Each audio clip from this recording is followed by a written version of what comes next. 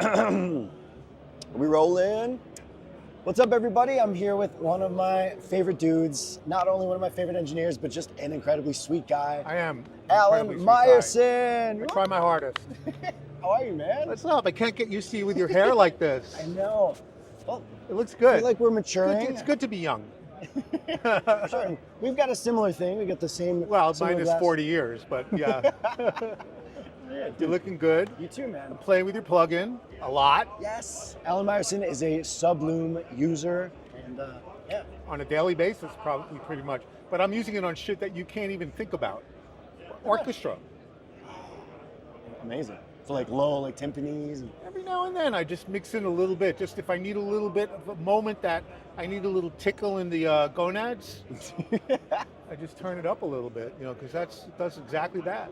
It does all kinds of cool shit that I haven't needed to use yet, but I know I have it there, all the pitch changing stuff and the dives and stuff, but just in terms of the sonic quality of it, it's just a great sounding thing, and it's very controllable, very manageable.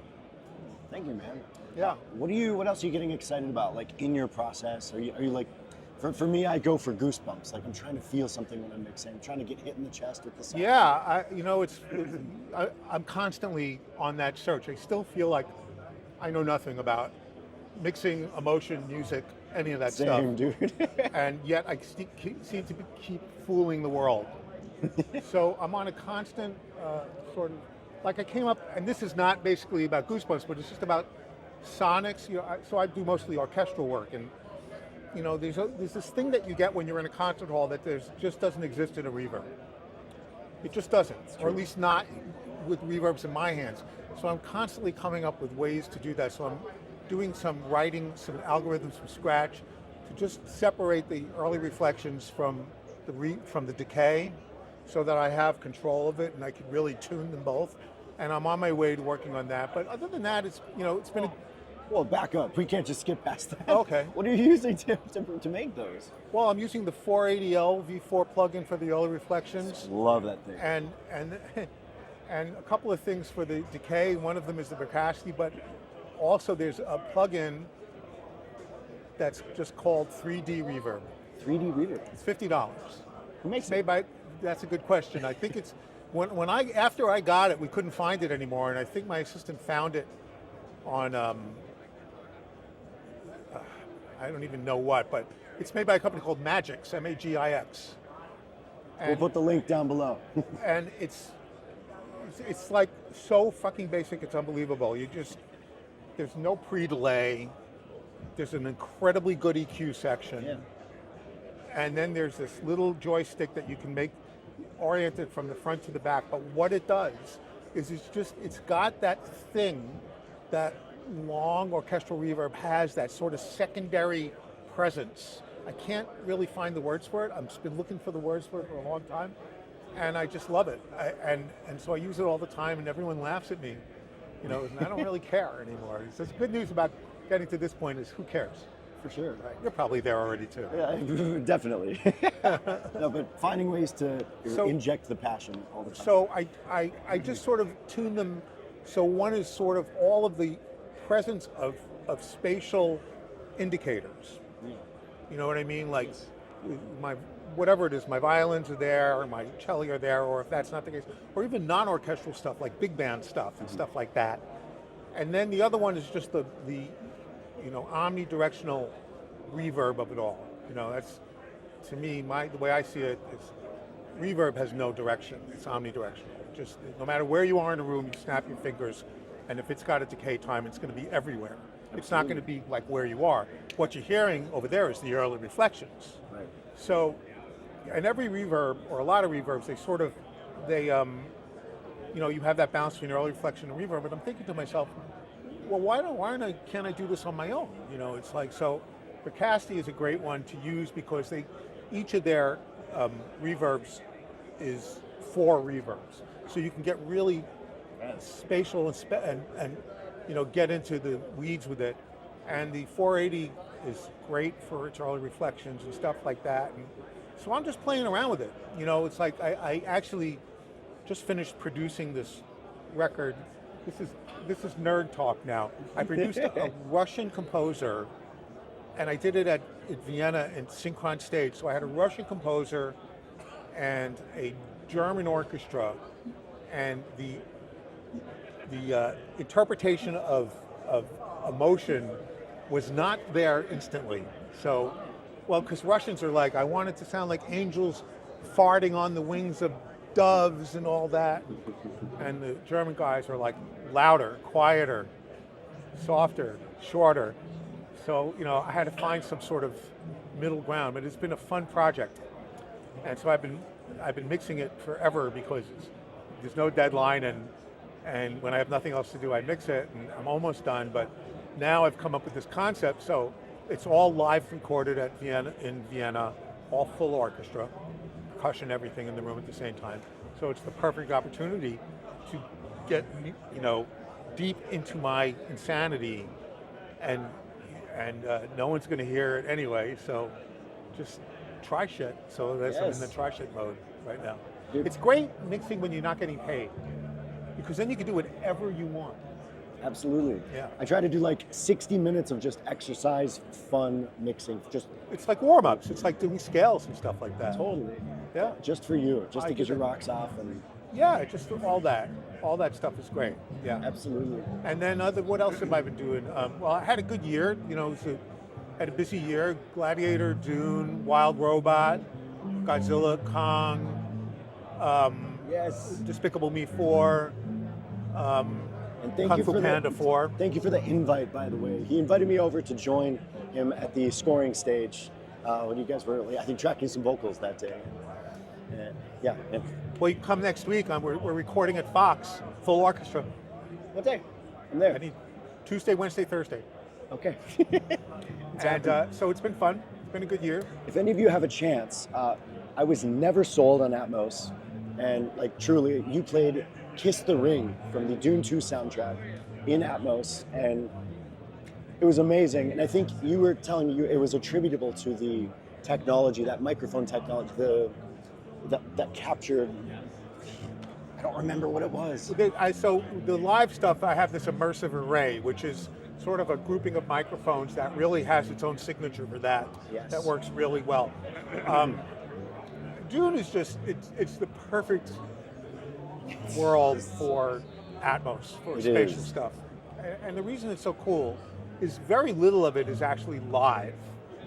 Really? So it's all very generated, but it's generated to sound massive and orchestral. So to be able to have fun with all those different colors and textures and put them around and not have the rules. One of the problems of Atmos is everyone has, the bass drums in the middle, the vocals in the middle, and all that. With orchestral music or film score, none of that shit matters. Especially when I'm not doing an Atmos mix for the stage. So what you heard was a separate mix I did just for the soundtrack. And then you're taking away even looking at the screen, so you are free.